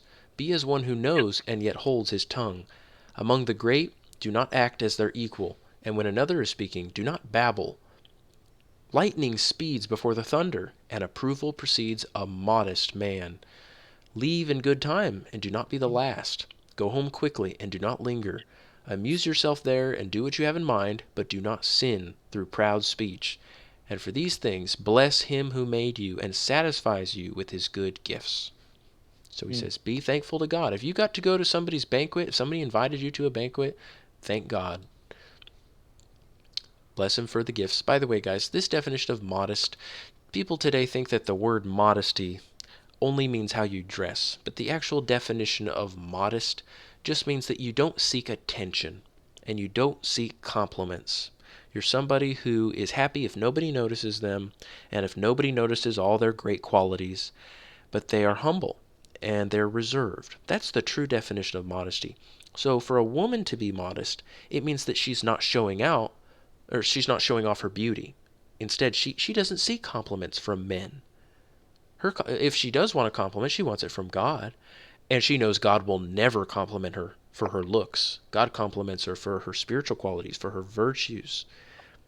And a woman's beauty is a test for her to see whether she will be carnal and show it off, or whether she'll show restraint and hide those things and only reveal it to her husband if she should ever get married. But otherwise, her whole life consists of hiding it. And that's her own cross to bear. That's her burden. But if she stays modest, and if she protects the eyes of other men so that they are not tempted to lust after her, she receives a great reward. But that is the definition of modesty, is a man who's not seeking attention or approval from people. Sirach continues, "He who fears the Lord will accept his discipline, and those who rise early to seek him will find favor. He who seeks the law will be filled with it, but the hypocrite will stumble at it." By the way, guys, the word hypocrite means a faker, a pretender, an actor. We think of a pretender as somebody who makes an accusation about something when they're actually guilty of it. And that's true. A faker, a hypocrite, they would do that. But the definition of hypocrite just means somebody who's not genuine. They're faking it. So somebody who's seeking the law will be filled with it, but somebody who pretends will stumble at it. Those who fear the Lord will form true judgments, and like a light they will kindle righteous deeds. A sinful man will shun reproof. That means he doesn't ever want to be corrected about anything, and will find a decision according to his liking. A man of judgment will not overlook an idea, and an insolent and proud man will not cower, or will, what? And an insolent and proud man will not cower in fear. I guess he ought to in that case, and he's not. Do nothing without deliberation, and when you have acted, do not regret it. Oh, somebody probably should hear that one. Do not go on a path full of hazards, and do not stumble over stony ground. Do not be overconfident on a smooth way, and give good heed to your paths. Guard yourself in every act, for this is the keeping of the commandments. He who believes the law gives heed to the commandments, and he who trusts the Lord will not suffer loss. This is a great book. It is. Let's read another one. This is Sirach 33. It's just like Proverbs, guys. It's like a sequel to Proverbs. No evil will befall the man who fears the Lord, but in trial he will deliver him again and again. A wise man will not hate the law, but he who is hypocritical about it is like a boat in a storm. A man of understanding will trust in the law. For him, the law is as dependable as an inquiry by means of Urim. So back then, guys, the priest would have these two stones that he would take with him whenever he was making an inquiry of God, and God would cause a miracle to be performed to answer his questions with these stones that he took with him, and they were called the Urim and the Thummim. So he's saying the law is as dependable as a direct revelation from God that a priest receives from him. He says, prepare what to say, and thus you will be heard. Bind together your instruction and make your answer. The heart of a fool is like a cartwheel, and his thoughts like a turning axle. A stallion is like a mocking friend. He neighs under everyone who sits on him. I wonder what that means. You guys always have Church Father commentary if you ever struggle, and I don't always understand. But what I do understand, I'm very edified by. Sometimes it's just the translations. Using the ancient commentary, I forgot who uploaded it. I think it was Jeremiah. But those have been helping me a lot with reading through the gospel right now. Yes, there's a great website right here. I'll put it again in the chat if anybody wants to use this website. You can put any verse in here. You can say Sirach 1, and it'll give you commentaries from the Church Fathers. Okay. Yep, it's great. Look at how many commentaries we have just on Sirach chapter 1. It's great. So here, I'll give you guys the link to this if you guys want to watch it or use it. I mean, I'm putting it right here in the chat. Okay, let's continue. We're going to read some more Sirach. I'm glad you suggested it, Ray. Sirach says, "Why is any day better than another when all the daylight in the year is from the sun? By the Lord's decision they were distinguished, and he appointed the different seasons and feasts. Some of them he exalted and hallowed, and some of them he made ordinary days. All men are from the ground, and Adam was created of the dust. In the fullness of his knowledge the Lord distinguished them and appointed their different ways. Some of them he blessed and exalted, and some of them he made holy and brought near to himself. But some of them he cursed and brought low, and he turned them out of their place. As clay in the hand of a potter, for all his ways are as he pleases, so men are in the hand of him who made them, to give them as he decides." So you guys see how Paul talks about these concepts, I believe in Romans 8 or 9, is it 9? Paul talks about how God is the potter and we are the clay. See, Paul read this book, guys. Paul read all the scriptures. And this is one of the proofs. I mean, you read Sirach, guys, or Wisdom of Solomon, you see that even the apostles are quoting this book. Paul quotes in the first chapter of Hebrews, he's almost like word for word quoting the 7th chapter of another book that's similar to this called the Wisdom of Solomon. Paul had it. Paul was quoting from it. So just so you guys know, that's another proof that they're scripture. Sirach continues, "Good is the opposite of evil, and life the opposite of death. So the sinner is the opposite of the godly. Look upon all the works of the Most High, They likewise are in pairs, one the opposite of the other. I was the last on watch. I was like one who gleans after the grape gatherers.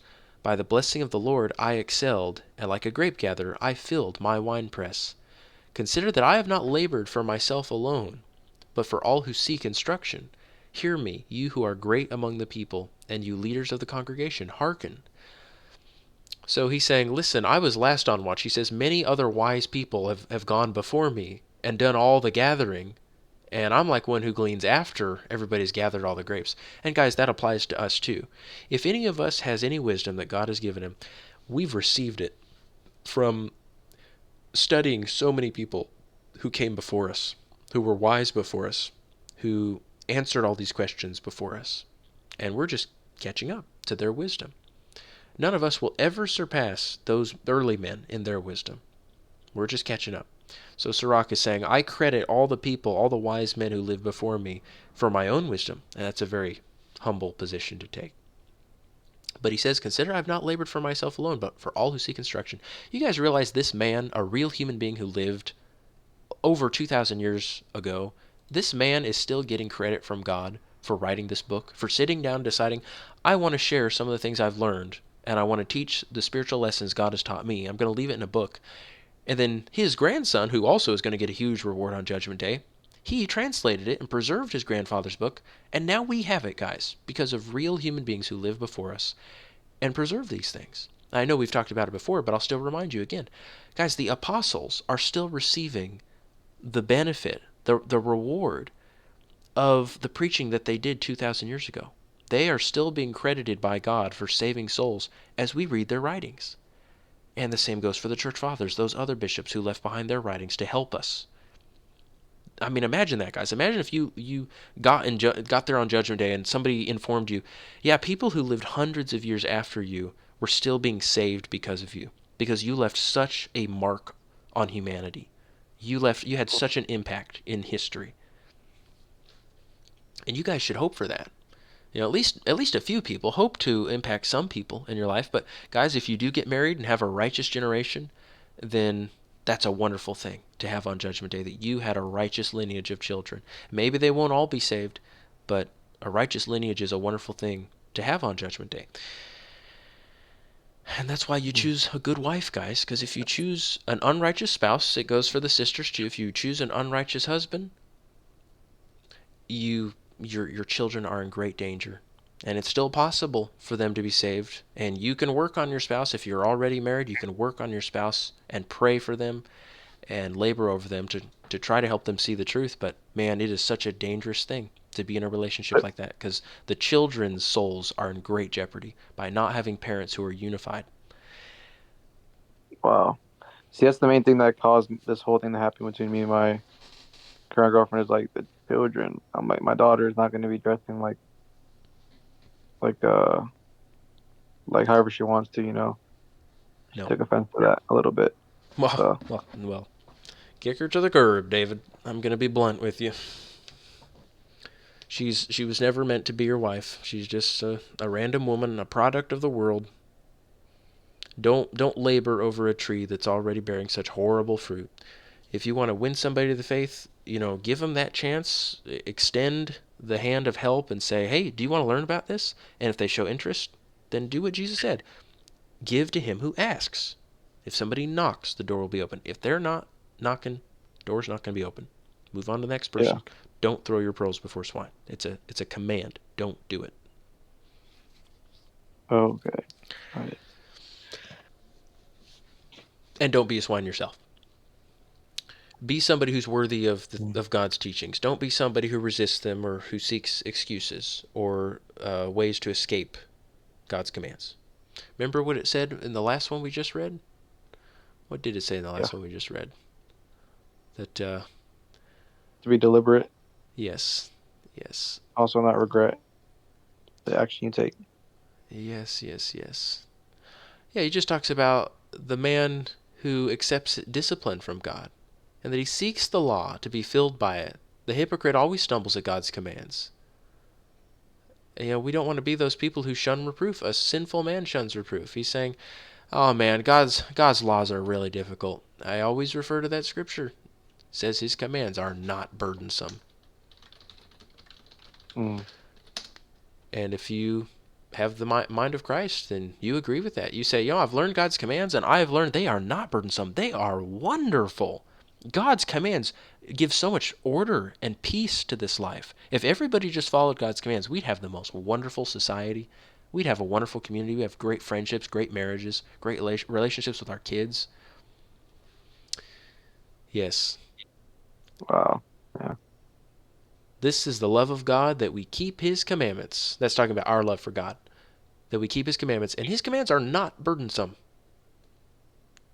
For everyone who's been born of God overcomes the world. And this is the victory that has overcome the world, our faith. So don't ever say his commands are burdensome. Say his commands are just wonderful. God is so wise. God made the best commands. Mm.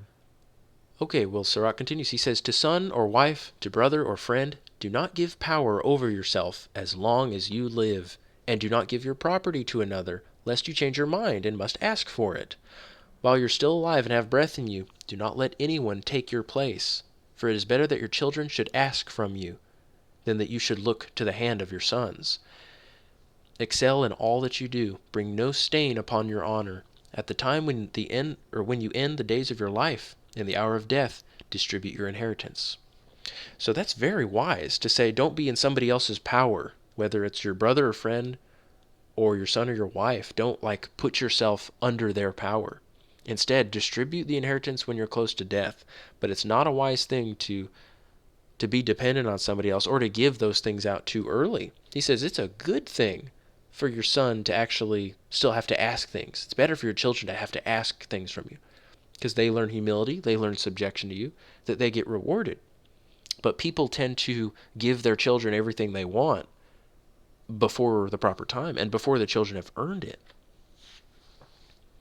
And then the kid just stops even caring about dad. This goes for spouses too, that when the wives are powerful enough, they stop depending on their husband. They stop seeing their husband as the provider. It's a horrible thing when a woman just goes off and she just is the breadwinner.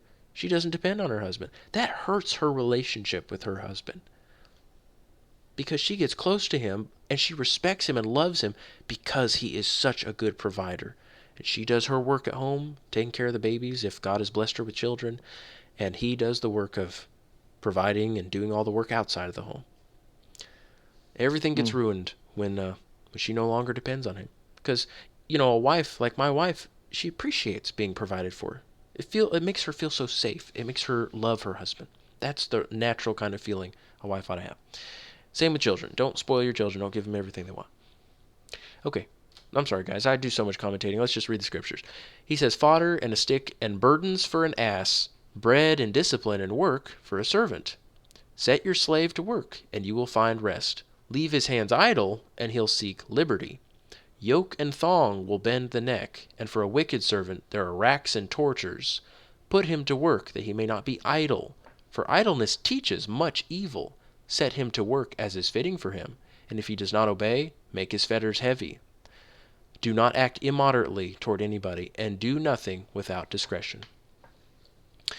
Here, I'll read the next part before we talk about that. He says, if you have a servant, let him be as yourself, because you have bought him with blood. If you have a servant, treat him as a brother, for as your own soul, you will need him. If you ill-treat him, and he leaves and runs away, which way will you go to seek him? So back then, guys, when people had servants, which is when, by the way you would get a servant is a person would either come to you voluntarily and say, hello, I'm poor. They knock on your door. This is very common, guys, that if somebody had lost all their land, let's say something horrible happened where they, their crop got destroyed by hail and they now have no food and they have no money, and they have to go find somebody who will take care of them. So a man would take his family, his wife and children, and they'd find a rich person, and they'd knock on his door, and they'd get down and they'd bow down in front of him and say, please have mercy on us, please have compassion. We have nothing, we have no food, no money. Will you please provide for us? And they would sell themselves in slavery. It was a very common thing. It was called indentured servitude, and it lasted for a long time, not just in biblical days, but thousands of years. Even until fairly recent times, people had something called indentured servitude. And then the other kind of slavery was where, well, I mean, it was similar to that. Like, if that person ended up being a slave for that person for a long time, and they never were able to pay off their debt or buy their freedom back, then their children would continue to be slaves. And then sometimes somebody would sell that slave to somebody else. You say, hey, I have a great servant. You want to buy him from me? And they just exchange human beings like cattle. But we know that we're commanded in the scriptures to be kind to a servant, and not all servants are, actually like we necessarily own them like that, but just somebody can be working for somebody else. But nevertheless, that idea of somebody having sold themselves to somebody or being sold, that existed for thousands of years. And right here in the scriptures, he says if you have a servant, you should treat him like a brother. Wow. Treat him like a brother. Now, you will see that they would actually give whippings to servants. But that was because they saw a servant, somebody who was completely, dependent on them in their house and required to do the work that they did. They saw them as their son. We know in the scriptures that our children are also given spankings. They'll be given, a whooping if they did something really bad. So they would also do the same thing for the servants. I don't know how God feels about that. I obviously don't have any servants. I have children, but in the scriptures it talks about it. In the Old Testament it talks about it. That God. I mean, even in the Proverbs, guys, it's not just wisdom of Sirach. You should read the Proverbs. It talks about whipping servants. But again, this is not some kind of this is not race-based slavery. This is not a whipping like horribly mutilating or abusing somebody. This is talking about some guy, some servant of yours who's done some evil thing, and he disciplines him with a whipping, a striking. And we would hope that something like that never would happen. Nobody would do that. But I would ask the question, if a child is worthy, if God approves of you giving a son what we call a spanking now, if he's done something bad, I'm not sure God would forbid such a thing. I'm not sure that that's something completely out of the question for him, that a servant, who had acted badly, he might get a whipping. I don't know if God puts an age restriction on that or what, but that is something talked about in Scripture, not just in Sirach, but in the Old Testament and in Proverbs. So what we should focus on, I think, is that we should never see a servant as somebody who is beneath us in their worth. We should treat them as a brother, as Sirach says. If they're a wicked servant, they're asking for a punishment of some kind. I don't know if I would ever give a whipping, because I'm a Christian and I am I'm not violent. We Christians are commanded to be peaceful. But then again, we are still commanded to spank our children. So I don't know, if I had a servant, if there would ever be a time that it was appropriate to give a servant a whipping. Again, I'll leave that up in the air. If you guys want to look up what the church fathers say about that, I'm curious to know as well. I want to know if the rules have changed about that. But one thing you must all remember, guys, is that the idea of being a slave or a servant is everywhere in the New Testament. We are called God's servants. We are his slaves. We are his bond slaves. I mean, we literally belong to him. And God whips us, maybe not physically, but it says in Hebrews, God whips us in Hebrews 12:6. Here, let me show you just... Whips, huh? Wow. Yeah, let me show you. It's Hebrews 12. He talks about us being his sons. He says, you have not resisted to the point of shedding blood in your striving against sin, and you've forgotten the exhortation which is addressed to you as sons. This is from Proverbs. My son, do not regard lightly the discipline of the Lord, nor faint when you are reproved by him. For those whom the Lord loves, he disciplines, and he scourges every son whom he receives. He says, it is for discipline that you endure. God deals with you as with sons.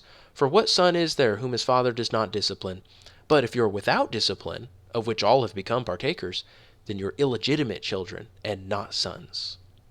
Furthermore, we had earthly fathers to discipline us, and we respected them. Shall we not much rather be subject to the Father of spirits and live? So he says, yes, submit to God's discipline. So if we are God's servants, and God even whips his children who are his servants. By the way, guys, did you know your children are your servants? They are. You give them chores to do until they get old enough. That's why I'm hesitant to say that God would say necessarily. I'm hesitant to say that God would forbid giving a chastising, a punishment to a servant if that person really did, if that person really were under your roof, completely under your authority in that house. Like if they did something to deserve a whipping, you would whip them as if they were your son. But I guess it would depend. I'd like to see what the church fathers say. Okay, well, we read a chapter in Sirach that may be a difficult passage. Yes, go ahead. What do they mean by discipline? Like, can you give an example? Yeah, whipping. No, I meant like God disciplining us. Trials, like hard times, right? I have experienced in my life, guys, one time when I committed a sin, I received a punishment so fast, I knew it was God. I knew there's an immediate punishment for what I had done. I have experienced that in my life, but sometimes it's something you'll receive later on. And I think it's very good for us, whether God is directly doing it to us or not, because sometimes it's kind of hard to tell whether it's directly from God. But whether it's directly from God or not, whenever we receive any kind of hardship, the right attitude to have would be, not, oh Lord, why do you let bad things happen to me? But that we should say, God, I've committed a lot of sins in my life. Forgive me of my sins. I accept this discipline. I accept it as if it were discipline. And I'm not upset about it, that some bad thing happened to me. I'll just take it as something I probably deserve. And Lord, continue to instruct me and teach me. Help me not to make any foolish mistakes. Guide all my steps in life. And just be humble and accept it when bad things happen. And see as a good thing that God is trying to teach you a lesson through maybe something bad happening. But there are many scriptures, guys, that talk about whipping. I guess this is suddenly the discipline your child call. Bible verses about spanking. I mean, I would say to anybody who says, what, you would discipline your servant in your house? That's horrible. I'd say, well, man, I whip my own son. So, I mean, if I'm going to whip my own son, I can't see as being just automatically forbidden that if a servant did something really bad, that God would automatically forbid it. But again, I don't know. I do know that is something that was done in the Old Testament. I do know that there is a servant in the book of Philemon where Paul tells that servant to go back to his master. So Paul doesn't say, slavery, we must do away with it. But he does say that the servant should be treated as a brother. He says the exact same thing that's here in Sirach. Basically, this whole letter is Paul is writing to another man. He says, listen, my brother Philemon, I heard that your servant ran away from you. His name is Onesimus. Onesimus ran away from you, and he's now with me. We don't know the circumstances, guys, but we know Onesimus went to Paul. And Philemon was upset. And Paul wrote a letter and said, Philemon, I hope you are not going to treat Onesimus harshly when I send him back to you. So I am sending him back. But he says, what does he say here? I appeal to you for my child, Onesimus. So Paul is calling Onesimus his child, either because Paul won him to the faith, or Paul is just referring to Onesimus, who's probably a young man. He's referring to him very affectionately as his child. I appeal to you for my child Onesimus, whom I've begotten in my imprisonment. So, yeah, he won Onesimus to the faith, who formerly was useless to you, but now is useful both to you and to me. I have sent him back to you in person, that is, sending my very heart. So he's saying, he is so dear to me, it's like I'm sending my very heart, whom I wish to keep with me, so that on your behalf he might minister to me in my imprisonment for the gospel. But without your consent, I did not want to do anything, so that your goodness would not be, in effect, by compulsion, but of your own free will. So he says, I'm not going to force you. I'm not going to force, you to let me keep Onesimus here. He says, I'm going to, send him back to you, so that if you want to send him to me, I'll accept it. I'd love to have Onesimus. He says, for perhaps he was for this reason separated from you for a while, that you would have him back forever, no longer as a slave, but more than a slave, a beloved brother, especially to me, but how much more to you, both in the flesh and in the Lord. So he says, listen, he's your brother now, Philemon. I hope you are treating him with love. By the way, guys, we're not to suspect Philemon as having been some evil person, either just because Onesimus ran away from him, or just because Onesimus is his slave. Because, guys, it is possible to be a perfectly righteous and kind slave owner. I know that sounds terrible because everybody knows, slavery in America. Guys, not all slavery was like that. There were slaves who loved their masters. They deliberately put themselves under his authority because They knew this man to be a very kind and gentle man. They said, listen, I will be your servant. I'll do whatever you want. I'll work around the house. I'll work in the fields, but I have no money. I need somebody to give me a place to sleep. I need somebody to give me food until I'm self-sufficient.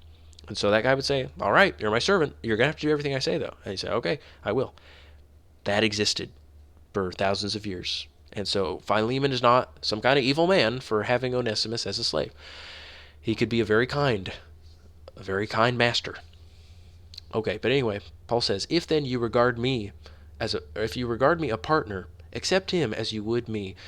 But if he has wronged you in any way or owes you anything, charge that to my account. I, Paul, am writing this with my own hand. I will repay it, not to mention to you that you owe to me even your own self as well. Whoa, that's a threat. Paul is saying, listen, Philemon, I hope you take me seriously here. I had better not find out that you were harsh with Onesimus when he returns.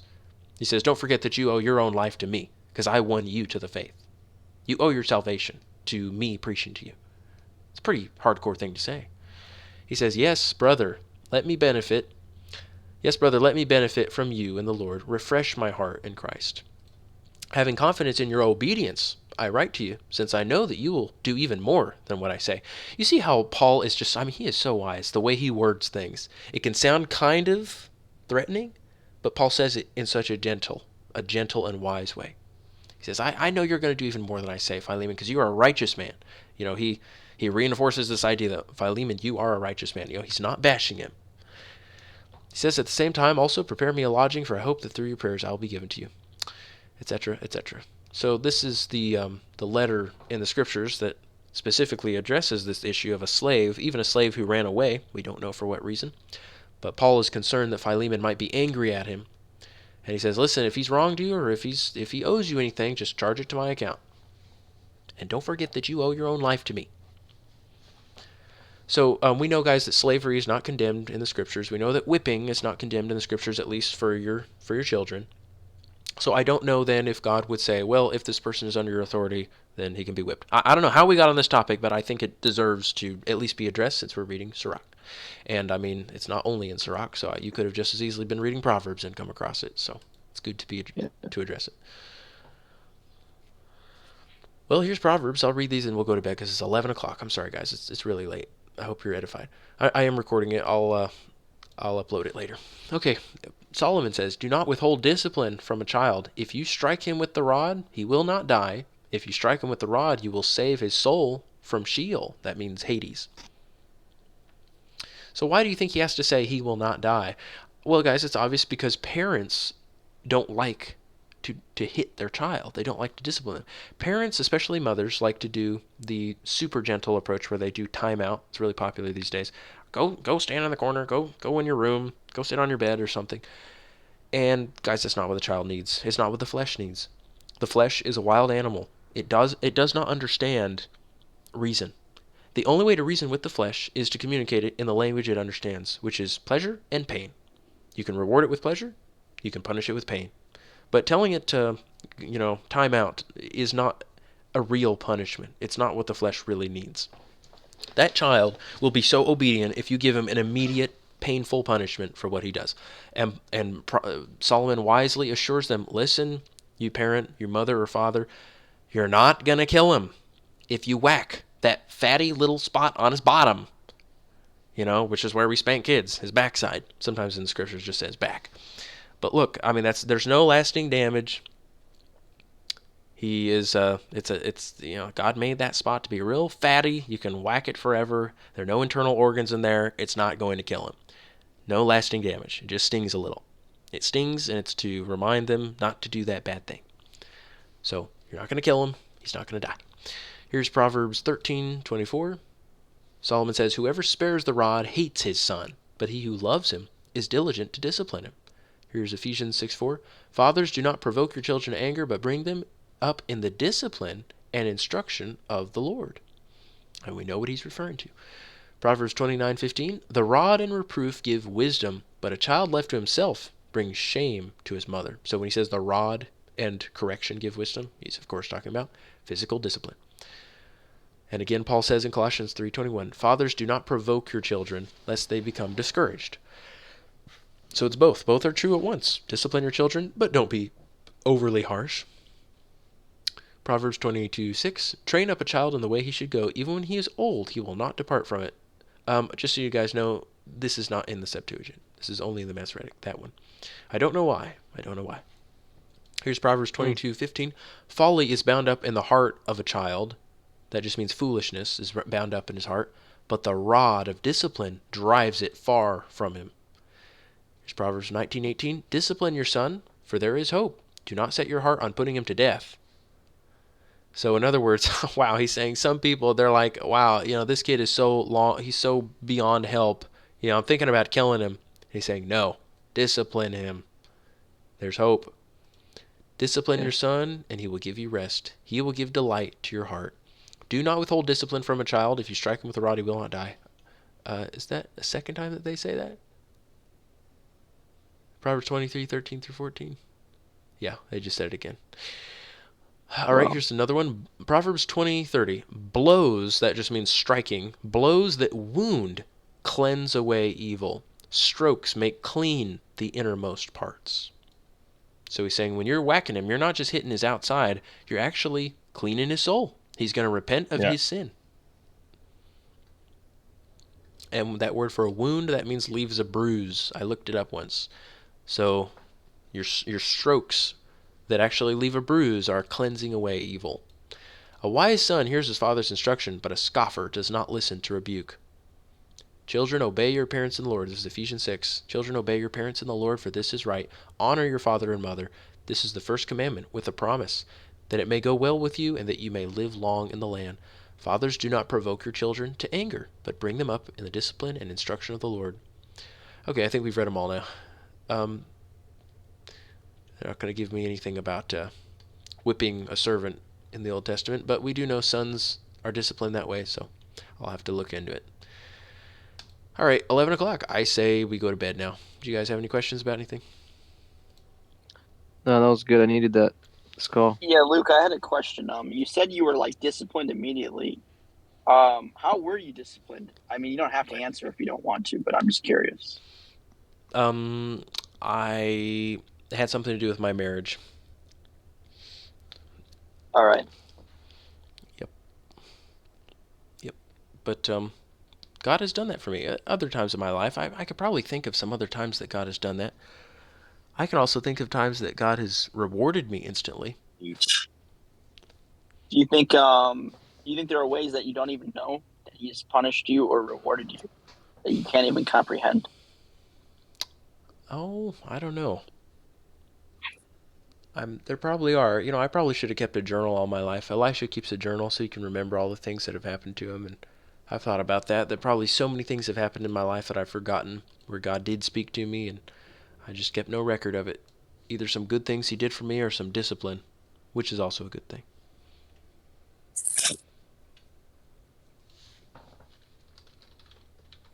Hey, Luke. Yeah? Before you go to bed, I got a question. Yes, Jeremiah. Good to hear from you. So after our last conversation, did you ever happen to speak with Don? Yes, I did. I had a good call with him. Oh, that's great. Yep. That is great. Don is doing well. I'm sorry, go ahead. I didn't mean to interrupt. Don loves us. Don, I think, is a good brother, and he will continue to grow in grace and knowledge, and I hope that he will come visit us soon. I don't think he's drifting away. I think he's focusing on something in particular right now. He is looking into history, so he's not reading the church fathers a lot right now, but I think he's going to be okay, guys. I will spend time with him, hopefully, in person, and I think Don will probably just be so edified by being with brothers in person. I think he desperately needs in-person fellowship, and he does not realize it, how much it will benefit him. But we'll show him. When he gets it, he'll realize, wow, this is what I need, and I want to have it all the time.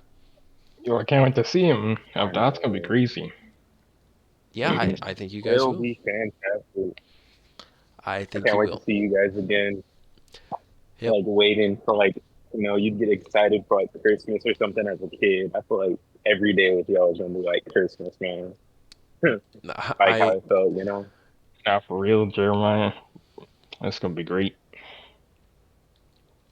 It's like I really enjoyed being with y'all the last time. That's why I was trying to maybe do a second one. I I know. know that the situation is like, it's not the smartest thing to do right now. Yes, but I can tell, Jeremiah, that you really need the fellowship too, and you have not forgotten what a wonderful time it was, nor have I.